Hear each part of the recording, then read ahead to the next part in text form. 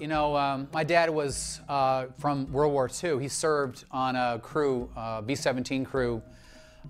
His plane was called the Spirit of Valley Forge. He was stationed up north of London.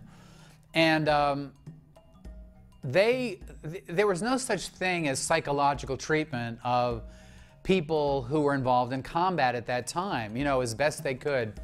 They would drink. My dad used to drink while he was in the service, while he was, flying missions, every couple of days over Germany. He would go and basically, get drunk, that day and stay drunk pretty much most of the time, which explains the fact that he was in the guardhouse almost constantly, and they just kind of let him out to go out and do another mission.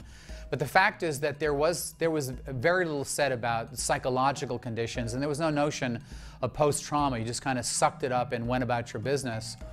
So, I truly believe, though, that it had a profound effect on my childhood, on my family life, on my mother and our family and my dad.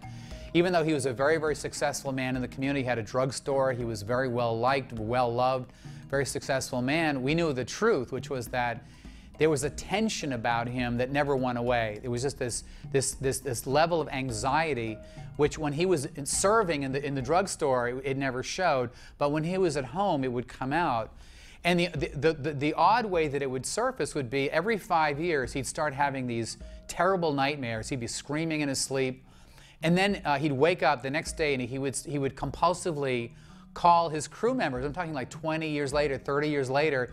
He'd be calling his crew members to see if they were okay. Somehow the trauma of what he had gone through in combat was coming out in nightmares, and then he had to somehow connect with them, which he would do. And when they would talk on the phone, they would never, ever talk about combat. They would talk about their daily lives, what they were up to, their families, their jobs and careers and things like that.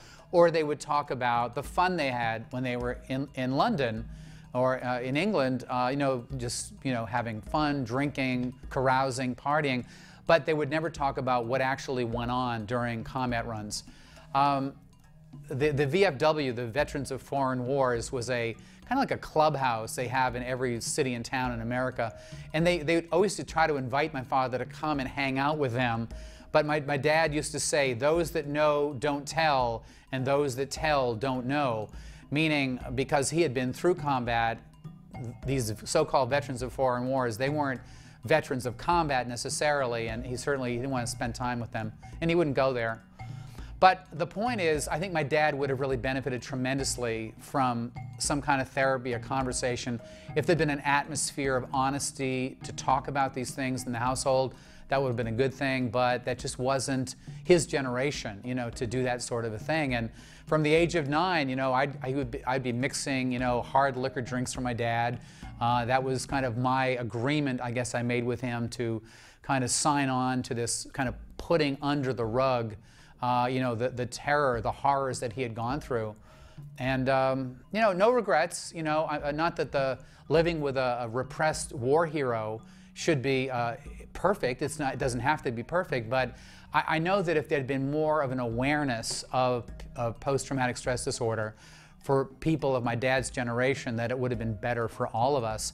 And certainly for any of these returning war veterans, combat veterans today, I can only hope that the military and the U.S. government makes everything available to them to help to minimize the anxieties that they've got to put into place in their lives as they settle down to these mundane yet very profound lives that they will lead once the shooting stops and their lives after combat begins.